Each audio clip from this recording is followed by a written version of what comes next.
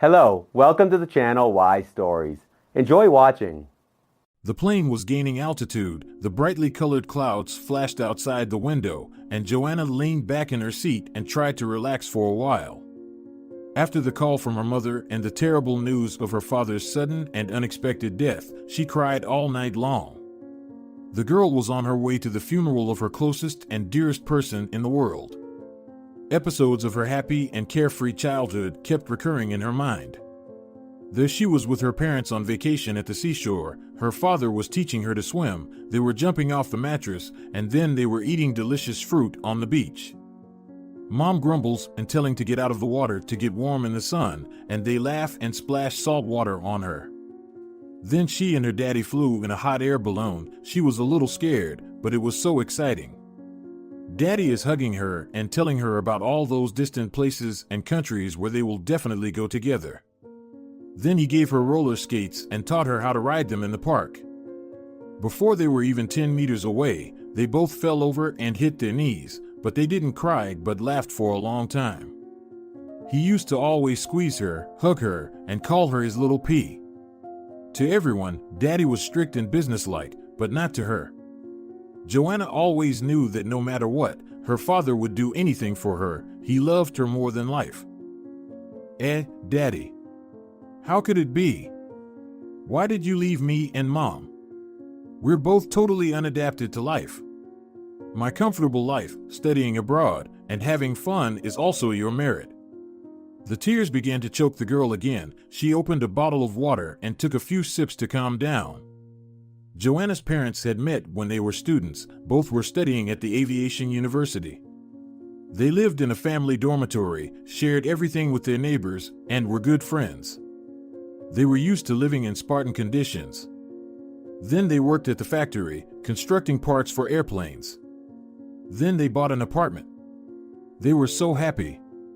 And when the financial crisis started and the whole aviation industry stagnated, Diego Gutierrez did not give up. He began to think about how to survive and where to get money. He purchased a workshop in an old sewing factory and began to sew fashionable clothes with his wife at the time. They worked hard day and night. Their backs and arms hurt like hell, but they did not give up because they worked for their own small business, so they had to do their best, no matter how hard it was. The business developed quickly, and the quality of products was as good as imported, so there were many buyers. The company gradually expanded and prospered. Together they went through everything. Once they were even threatened by racketeers. They withstood and protected their company. Isa, the faithful wife, found a way to invest the money at a favorable rate and multiply the fortune. At that time, many people did that, even though the risk of losing everything was great. But the couple was lucky, fortune was on their side, and they made a huge profit. Then they bought a small bank on the edge of bankruptcy, and together they managed to restore it from the ruins. So Diego Gutierrez became a respected banker.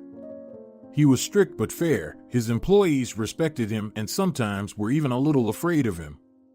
For negligence, slacking, or being late, Diego could deprive them of bonuses or even fire them. He always worked very hard and demanded the same from subordinates. When her husband's business went uphill and the financial situation became stable and successful, Isa gradually retired from business and became a housewife.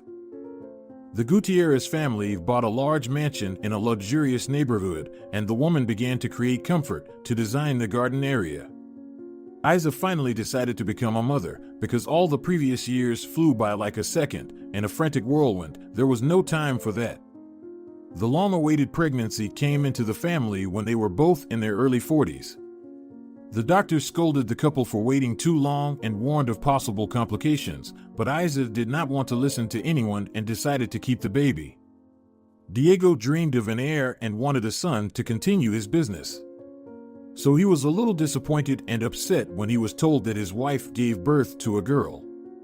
But as soon as he saw the little funny baby face in the maternity ward, he began kissing the nose and whispering, "My little pea." Since Joanna was a late and wanted child, her parents did not deny her almost anything. Private upscale school with profound study of foreign languages, the latest gadgets, designer clothes, and so on. After graduation, her father sent his daughter to France, to a prestigious university, and regularly paid for all her needs and whims. Joanna studied really well and graduated as an economist only a month ago. The girl did not hurry to look for a job. She wanted to relax and have a rest after hard studies. Recently, she broke up with her boyfriend, a prim Englishman, and wanted to travel to the coast with her friends. But then she got sad news from her mother, and without thinking twice, she left everything and headed home. It was cloudy, cold, and rainy in her homeland, and the atmosphere at home was even worse. Some strangers wandered around the house. The crying mother sat with a detached look in a chair. A woman in a white coat was measuring her blood pressure, and the smell of medicines was in the air. Father's funeral was scheduled for tomorrow. Joanna burst into tears and hugged Mom. "Mommy, how could this happen? Daddy wasn't even sick. What happened? I just don't understand. I still can't believe he's gone." The woman cried even harder. "Grief has come to us, my daughter. Lately, your father was having problems with his heart, so I gave him medicine from the pharmacy. I told him to go to a cardiologist to get a cardiogram. But he didn't listen to me. As always, he had no time because of this damn business. At the table, after work, he felt unwell, breathed out, and died. Right in front of my eyes. I couldn't believe it, called an ambulance, and kept talking to him, but to no avail. How are we going to live now? We had become so close during our life, it feels as if someone had cut off my arm or leg. I will die without him." Joanna sobbed and began to calm her mother. "What are you saying, Mom? What about me? Think about me. I also suffer. Please don't say such terrible things. We must be strong. Can I say goodbye to him?" That was the worst day of her life. Joanna remembered it forever. She could not force herself to kiss her father in the coffin. Her brain simply refused to understand that it was him. The daughter held her mother's hand during the funeral procession, as she could hardly stand on her feet and was crying her eyes out. It was raining. Even the sky seemed to be weeping for her father. A crowd of strangers, a grim cemetery, and a terrible, unspeakable pain inside. It seemed only now Joanna fully realized that she would never see her father again, never hug or cuddle. She was trembling. She felt neither the cold nor the wind penetrating her bones. It seemed like a bad dream, a nightmare. Now she would wake up, and everything would be like before. A respectable, skinny elderly man wearing glasses came through the crowd and gestured to Joanna that he wanted to talk to her. They stepped aside, and he frankly began. "Joanna, accept my condolences. Your father was an experienced banker. It is an irreparable loss for all of us. But you must understand that business is a cruel thing and women should stay out of it. That's why I'm asking you to sell me your father's share for a very good price. Think about my offer." Joanna almost choked on such cynicism. How can you offer it on a day like this? He died. The nearest and dearest person, do you understand that? I can't think about anything else right now. Get out of here. I don't want to see you. Why did you even come to the cemetery, to say goodbye to my father or to divide his money?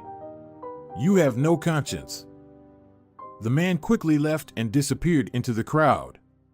At home, Mother recovered from her grief a little and began to persuade Joanna to accept her father's position. "Daughter, I'm old and my health is failing me. Only you can do it.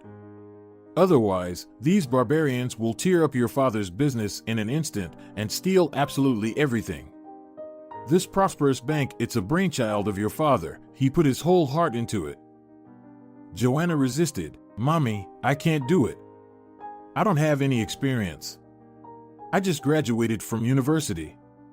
I can't even imagine what to do there, where to start. My father's bank is sure to fail under my leadership. What kind of CEO am I?" The woman encouraged her. "Joanna, you're smart. You diligently studied at the university, and you will figure it out little by little. I'll help you. Your father and I started with the basics, too. And we made it. Sooner or later, you have to start your career. This is a great opportunity. Your own bank. Come on, make up your mind. I believe in you. For the sake of your father's memory. She took a couple of days to think about it, and then she agreed. She didn't want to upset her mother and decided it's worth a try. After all, if we fail, we can always sell the bank. The next Monday, Joanna entered the bank building, went to the CEO's office, saying to the assistant, "Good morning, Laura. I'm in charge of the bank as of today. Please bring me a coffee with milk, no sugar, and call an urgent meeting at 9 a.m. On the desk, she saw a picture of their family. Everyone was so happy. A lump came to the girl's throat, and tears began to drip down her cheeks. The first day of work was not going smoothly. During the meeting, everyone was squinting at her unkindly, and the deputy director couldn't stand it and said everything straight away. "I'm sorry, young lady, but I thought that after your father's death, I would be the one who would take his place. I deserved it. I gave this bank many years of my life. And I don't intend to watch a circus when yesterday's student runs a successful bank and ends up sinking us. So I quit." He slammed the door so that all the folders on the shelf bounced. Joanna was trembling, terrified, thinking, now everyone else will quit too, and I'll be the only one in charge here. But she tried to look calm and confident, and continued the meeting. "If anyone else doesn't agree that a young student will be in charge of the bank, I'm not going to stop anyone. I need loyal, like-minded colleagues. I need a reliable team. Yes, at first it will be difficult, but I will try not to disgrace the memory of my father and continue his life's work." To her surprise, the rest of the staff was silent, with their heads down. The girl smiled. "All right, the meeting is over, you can go to your workplaces. And prepare last month's financial reports for me, please, I need to go over them." The first few months were very difficult. Joanna made unfortunate blunders, signing several unprofitable deals, and the financial situation became unstable. The employees laughed at the inexperienced manager. It was so humiliating and unpleasant. Sometimes the girl sat up at night over piles of reports and papers, asking her mother to help, and still clearly could not keep up with the frantic pace of work. Now she understood how hard it was for her father to get every cent. Joanna went to work every day as she went to the battlefront. She felt like she was all alone among enemies. She realized everyone was just waiting for her to make a mistake, and then they would trample on her, leaving her with nothing. Mentally, it was so hard for her that she often came home crying from hopelessness. She felt as if she was pulling a huge rock uphill, which was about to break and crush her with its weight. One day her father's companion, the sneaky Benjamin Nunez, came into Joanna's office. "I have found a very interesting and profitable offer from one of our reliable partners. The profits should be good. This should help us dive out of the difficult situation, which is slowly but surely approaching the crisis. Let's meet tomorrow at the Europa restaurant and have a banquet there, where the solemn signing of the deal will take place. It's been a long time since we had a chance to relax. Joanna Gutierrez, you don't mind, do you? We have already booked it for tomorrow." Joanna thought to herself, even if I was against it, it wouldn't change anything. Again, they just let me know about it without asking me or giving me a choice. But she only smiled and said, "Why should I be against it? On the contrary, it will unite our friendly team." On the day of the banquet, there was an unexpected force majeure at the bank office. An old water pipe burst in the hallway. Water rushed in all directions, rapidly flooding the entire floor. Security guard Marcelo managed to shut off the water in time, but they needed to fix it as soon as possible. Joanna panicked, trying to find a way out. The city administration said that the plumber would only be there in the evening, and if they were unhappy about something, they could hire a paid plumber. There was no way out. Joanna found an ad on the internet and called the plumber. In 15 minutes, a nice young guy in uniform and with a suitcase of tools arrived. He expertly got to work, and in half an hour the problem was solved and everything worked properly. Joanna was very happy because there was not much time left before the party. She paid and had a small talk with him. The man was smart and could hold a conversation even about banking matters. And he was so handsome. A tall, blond man with an athletic body. And suddenly Joanna had a crazy and wild idea. She suddenly suggested to the man, "Manuel, would you like to go with me to the party as my fiancé?" He was confused. "Excuse me, I do not understand. What do you mean? Are we already dating?" And he laughed out loud. The girl blushed, but continued, "You don't get it, it's not for real. I just need to impress my colleagues. I joined this company quite recently, moreover, it's my first job, and all my subordinates don't take me seriously yet. It's just for a couple of hours. You have nothing to lose. We'll stop by a clothing store and get you a nice suit. All you have to do is accompany me and keep quiet, smiling friendly. But you can eat delicious food, dance to nice music, and combine business with pleasure. I promise to pay well. I'll pay for this time in full." Manuel liked this businesslike, beautiful, and elegant lady very much. She was not arrogant or boastful, as many rich ladies were, and she really asked for nothing. So he was pleased to be in high society, and moreover with such beauty, who was the CEO of the bank. It was like a fun game, why not try it? And the guy agreed.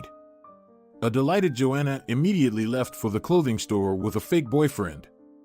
She had already imagined how she would impress her malicious and jealous colleagues today by showing up in the company of such a suitor. But everything was ruined by the overly nosy Laura. Out of habit, she overheard her conversation with the plumber and almost fell off her chair. It worked faster than the mass media and immediately told everyone about it. When Joanna came out of the beauty salon, Manuel gasped.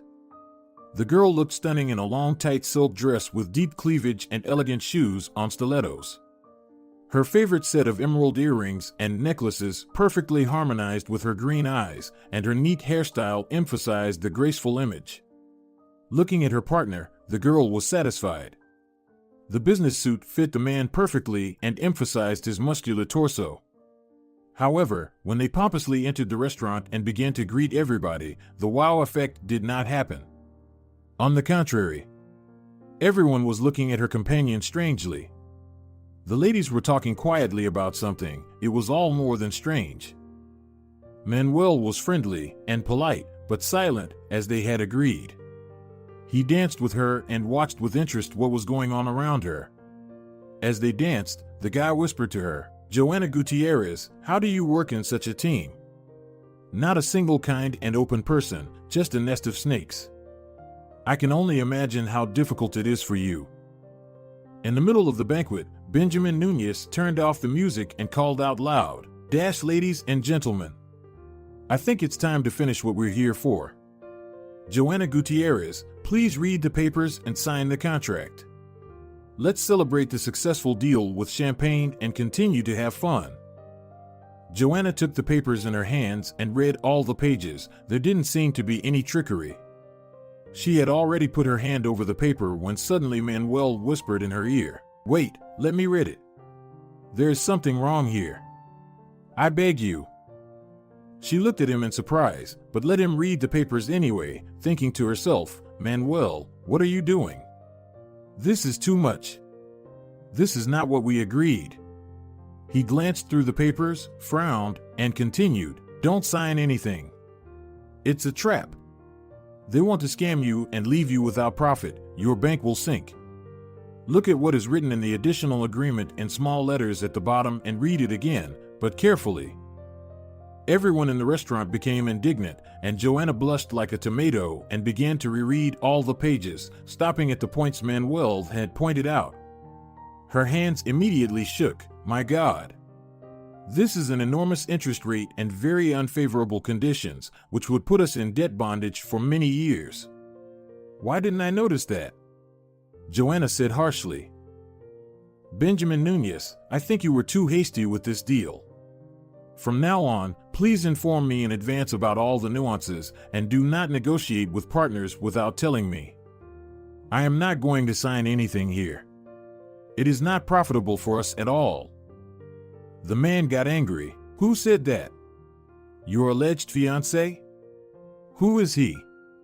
A specialist in the world of finance or a super expert? He's just a plumber. And you just met him today. And we all knew it from the beginning. Who are you listening to? I've been in business for years, and I know what's profitable and what's not. Joanna was furious. Listen to me, it's none of your business who my fiancé is.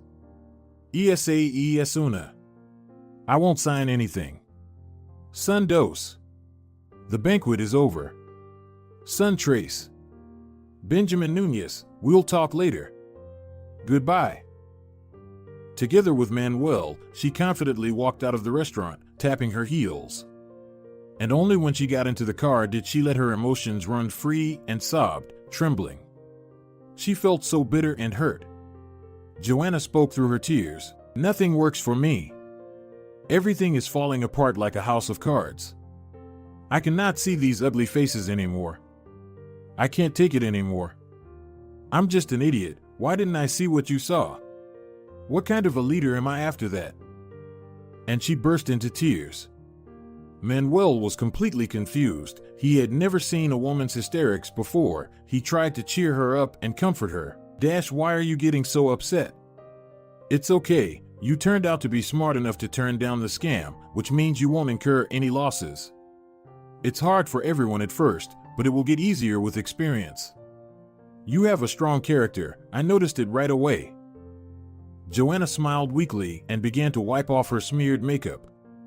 Suddenly she stared at the man and asked, Manuel, tell me about yourself. How do you know so much about business? Are you really just a plumber?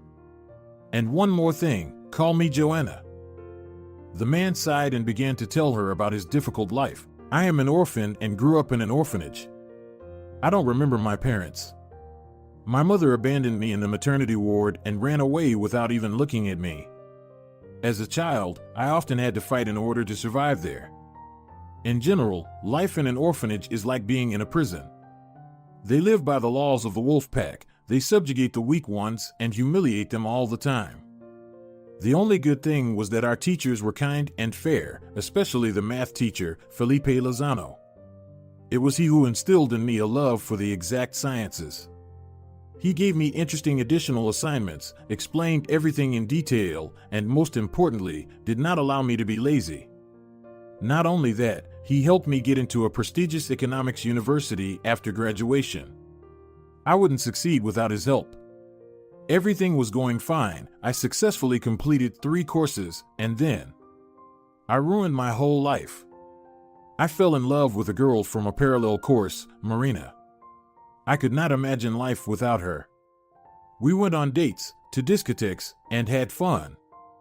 I got a part-time job to go to cafes and clubs with her and buy gifts, but she wanted more and more. My friends told me, Marina doesn't love you. Don't you see? She uses you to the fullest. You let her copy all the lectures, you do all the homework, provide entertainment, and buy her gifts, and she wants more. Doesn't she realize that we are all just poor students? You'll see, she'll squeeze everything out of you to the last penny and leave you. I freaked out, argued with a lot of people, and thought they were just jealous of me. That's why they were pouring dirt on Marina. One day she had too much to drink at the club and started dancing the hot dance. Then some rich dude came up to her and started dragging her by force into the car and offering her a ride right in front of my eyes. Marina cried, screamed, and begged to let her go. So I got into a fight with him, defending my fiancé. I punched him in the face and got Marina out of there. And that brat was raging and shouting after me, I will finish you, penniless student. You will regret it. Do you even know who my father is? I didn't even pay any attention to his words. But this bastard was such a coward that he immediately complained to his father, who turned out to be a prosecutor. I was expelled from the university without an explanation. I tried to explain everything, that I got into a fight because the offender was harassing my fiancé, but no one listened to me. I thought that Marina would stand up for me and confirm that this is exactly what happened. But she took sick leave and went to her parents in another city so she wouldn't be involved in this scandal. That bastard also made sure that everywhere else I tried to enroll to continue my studies, they wouldn't accept me. As soon as they hear that I am Manuel Navarro, they hang up the phone. It was so disappointing. I thought at least Marina would be grateful because I suffered because of her, but there was no luck either. She immediately left me after all these troubles. She didn't need a fiancé with no future. And the worst thing is that she began to date that bastard. His money was a more attractive option for her. That's how our love story ended. I had to go to work as a plumber because I had to live somehow. The salary isn't bad. It's enough to live on. So I can't complain. After all, it's my fault. Joanna shook her head. Yeah, your life is not so good either. If you want, I can help you with money. Or I can help you go back to university. My late father had enough connections everywhere. I owe you one. The man shook his head in the negative. No way. I'm not some beggar. I would never take money from a girl. I can earn it myself.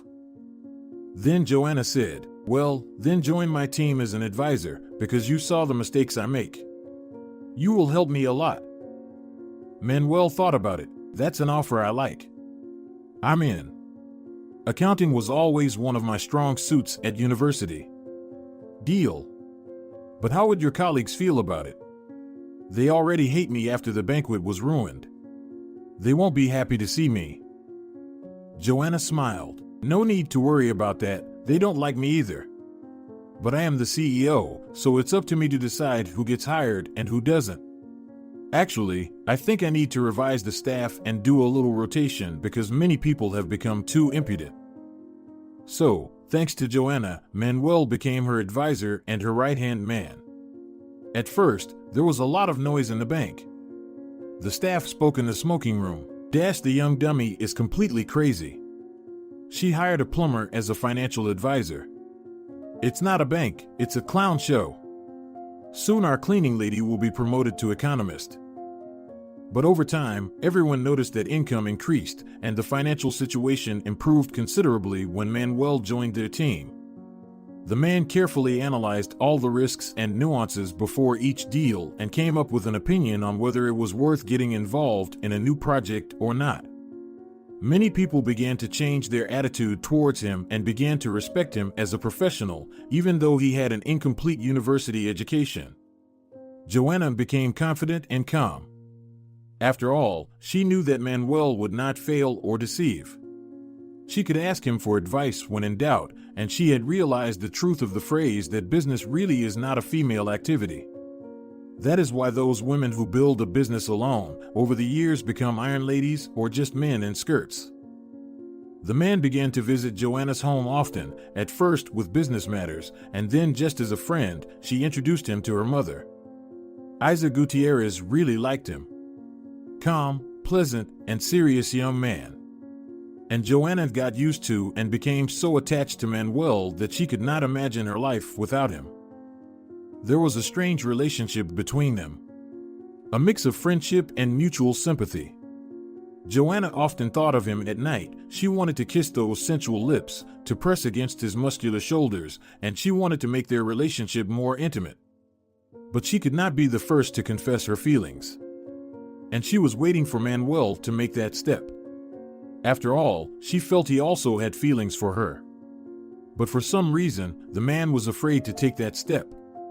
Manuel had been madly in love with Joanna since their first meeting. She inflamed his imagination, but after such a tragic first love with Marina, he feared that the same would happen to him with Joanna. And he told himself, don't ruin it. Life got better. We are best friends with Joanna, partners, and colleagues. Well, why complicate everything? Then it will hurt again. Is it worth it to start?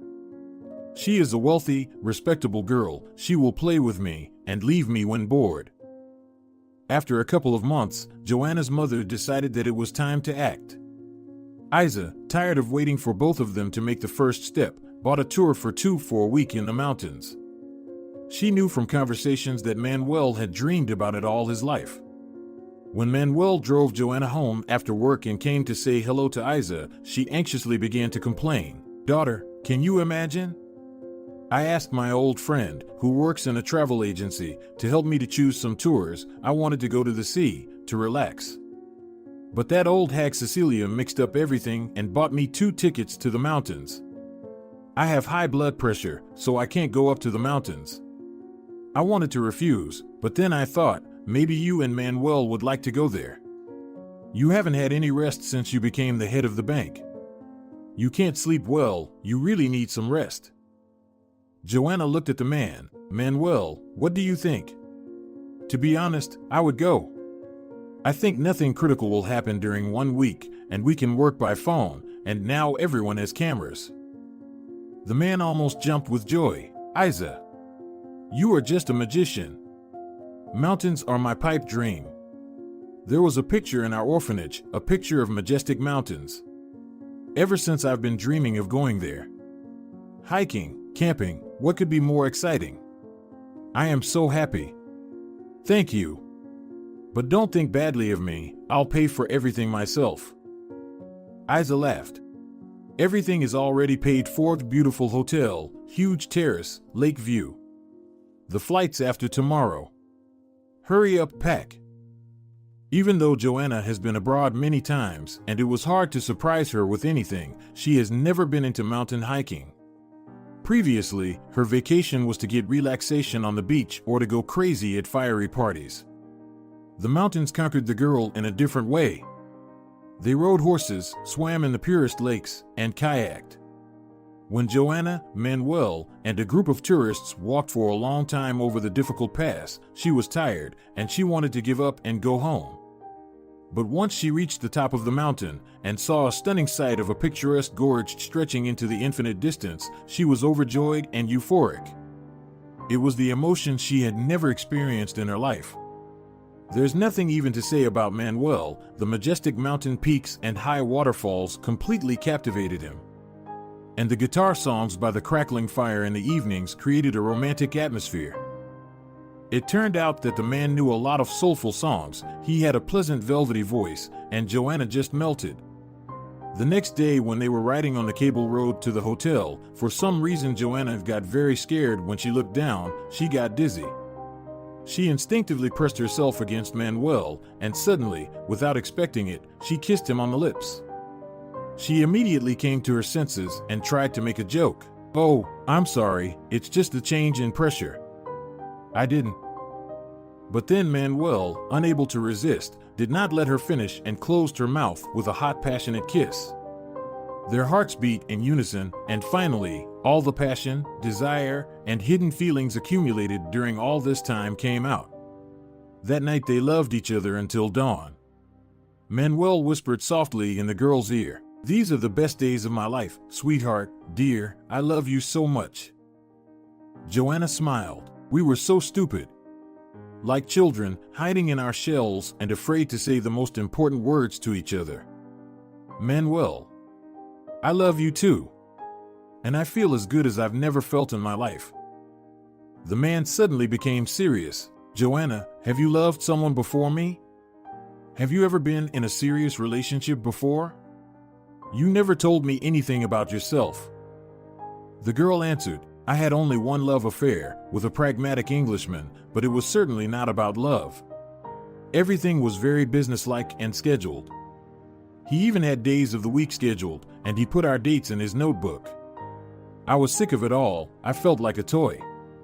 It's different abroad. It's more like a business, but I wanted a man to take care of me. Manuel kissed Joanna and said, I will carry you in my arms. I will always be there for you and always support you. I will take care of you and love you with all my heart. Just promise me you will not leave me in joy and sorrow as Marina did. Joanna clung to his beloved. I promise. I do not need anyone else. When the young couple arrived home, a satisfied Isa Gutierrez noticed a change. The eyes of both of them were glowing, the smiles never left their happy faces, and happiness was shining in their gaze. So my plan worked. Well, that's good.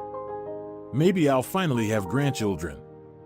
The woman thought and said aloud, So, did you have a good rest? Have you enjoyed the mountains? Joanna and Manuel began to talk about their impressions and to show photos on their phones. Then they unpacked souvenirs, healing herbal tea, and cone jam. After a little more chatting, Manuel was ready to go home, and he fussed in the corridor. Isa looked at him with a squint and said, "Why do you go back and forth? Manuel, you should move in with us permanently. I won't disturb you. My room is in the other wing of the house, and my favorite thing is the garden. I spend there almost all my time, and you can live the way you want." Joanna and Manuel looked at each other and laughed loudly. It was time for the wedding, and Isa suddenly had another wild idea. She decided to try to find Manuel's mother and at least to find out why she left him, because life is not easy. Who knows what could happen? She wanted to find her and invite her to her son's wedding. It would have been so heartwarming. She enthusiastically started to work on the case, like Sherlock Holmes, using her and her late husband's old connections. She managed to find out the name and surname of the woman, thanks to the nurse, who was still alive and remembered that young girl. Fortunately, the retired colonel was a close friend of their family, and it was no problem for him to find that woman's address. The woman's name was Mercedes Alcarissa, and she was only 16 at the time of delivery. The next day, Isa informed her family, "Joanna, Manuel, I'll be away for a couple of days. I'm going to another city to visit an old friend. We haven't seen each other for a long time." Joanna suspected something was wrong. "Mom, you have never had any friends in that city. Tell me, what's on your mind?" But she just smiled and said, "Never mind, it's just my old age whim.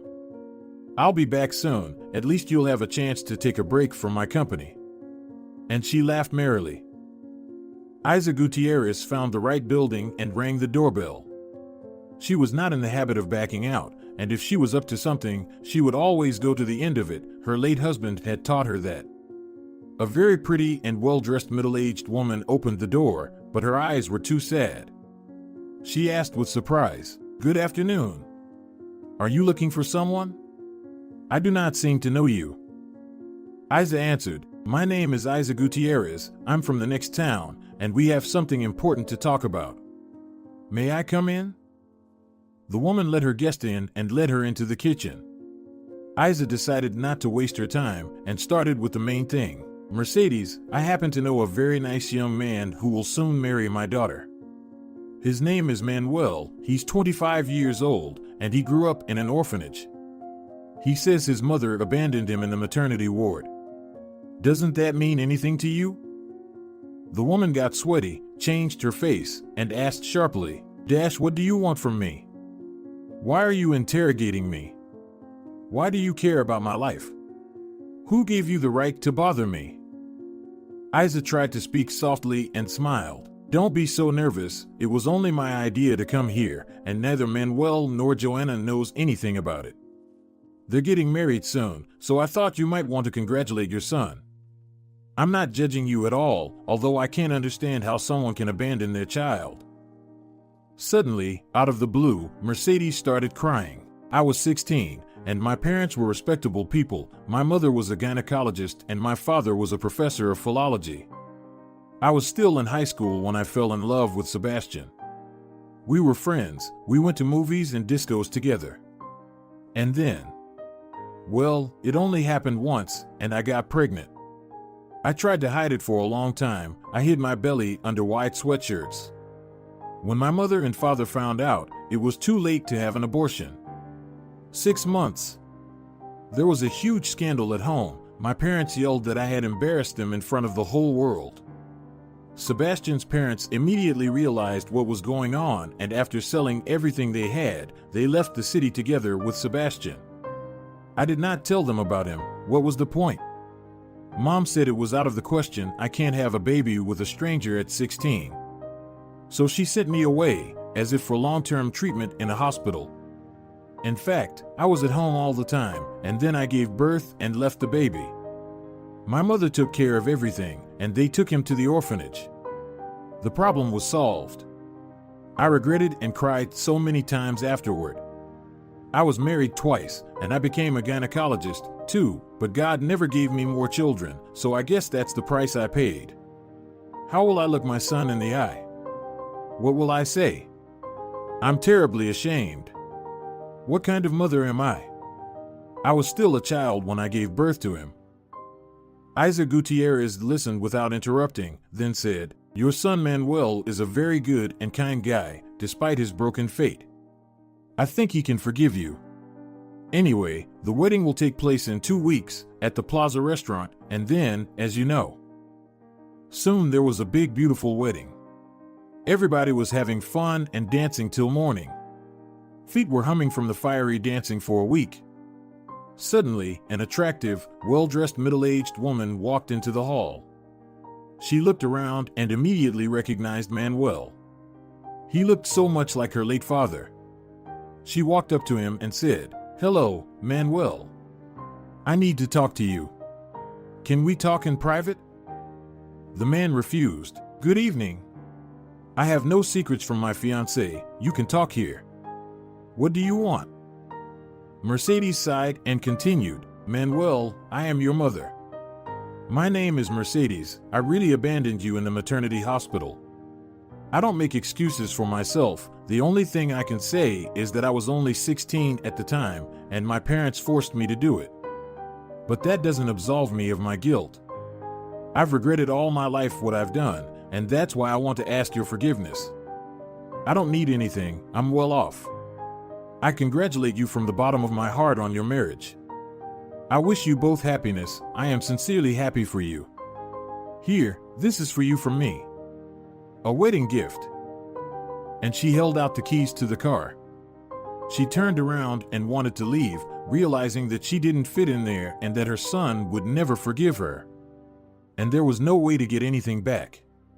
But suddenly the man ran up to her, hugged her tightly, and whispered in her ear, "I forgave you a long time ago, when I was in the orphanage and I was waiting for you. I am so happy that you found me and wanted to see me, even now, when I am an adult. I'm not letting you go anywhere. Have a seat at the table." The woman cried, Joanna cried, and only the pleased Isa Gutierrez rubbed her hands happily. "Well, that's good. It all worked out just right." The guests looked at each other perplexed and could not understand what had happened. Then Manuel took the microphone and announced, "Dear guests, please drink a toast to my mom, who found me after all these years. Now I also have a family." Everyone shouted hurrah and drank champagne. The dances continued. Isa sat next to Mercedes and began to build a relationship. When the fun was coming to an end, Manuel whispered in Joanna's ear, "Let's escape. I have another surprise for you." The girl was intrigued. "Really? I'm all for it. I love surprises." The man said quietly, "Just one condition, you will be blindfolded. Otherwise, you will not get the right effect. Okay?" Slowly they escaped from the banquet unnoticed. Manuel blindfolded Joanna with a thick scarf and helped her get into a limousine. They drove for a long time, then walked, then he picked her up in his arms and carried her somewhere. Then the ground began to sway and move away from under their feet. The girl got scared. "Manuel, I'm taking the blindfold off. What kind of joke is this? It's not funny anymore." When she opened her eyes, she was amazed. She and Manuel were on a snow-white yacht, right in the middle of the wide river. The wind was blowing the sails and her airy snow-white dress. A delicious buffet was served with fruit, champagne, and caviar sandwiches. It was so special and amazing. No one had ever done anything like that for her. The sight of the endless majestic river that smoothly passed into the horizon line, the refreshing breeze, the seagulls screaming overhead, and the beloved man standing next to her at the helm, like a real captain. It was so magical. Husband gently kissed Joanna, hugged her from behind, and whispered, "How did you like the surprise? Was it a success? I hope you don't mind spending an unforgettable wedding night on this boat. It's just me and you, the waves, the wind, and the river, and not a soul around." Joanna was shocked and happy at the same time. Manuel did it so well. So romantic. She even had tears in her eyes. The newlyweds have definitely remembered this night as the best night of their life. Right after the wedding, Manuel moved to Joanna's mansion. Both of them returned to work. After the vacation, there was a lot of work, and they had to solve problems until late at night in non-stop mode every day. After a month of this frantic pace of life, Joanna began to feel worse and worse day by day. She had no energy at all. In the morning she could hardly get out of bed, was constantly nauseated, and had no appetite at all. She was really frightened, but she didn't say anything to Manuel, even though he had noticed that she had lost too much weight and he even had to force her to eat. The girl decided to share her thoughts with her mother. In the evening, when Manuel went to take a shower, she said, Mom, please don't worry.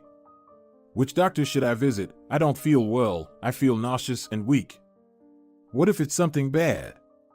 I'm afraid to even think about it.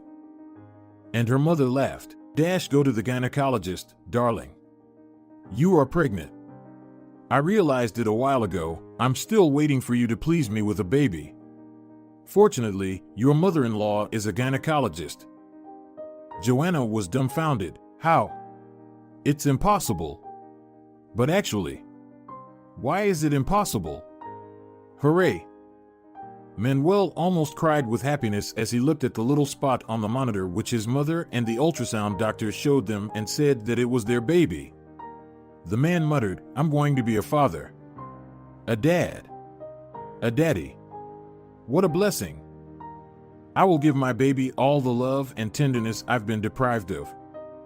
And Joanna, lying on the daybed, thanked in her mind the disgruntled receptionist who told her to call a paid plumber. Manuel's temporary profession turned out to be prophetic. He became the husband one could only dream of. Sometimes it happens that just one chance, fleeting encounter with a person can completely change your fate and direct it in a happy direction.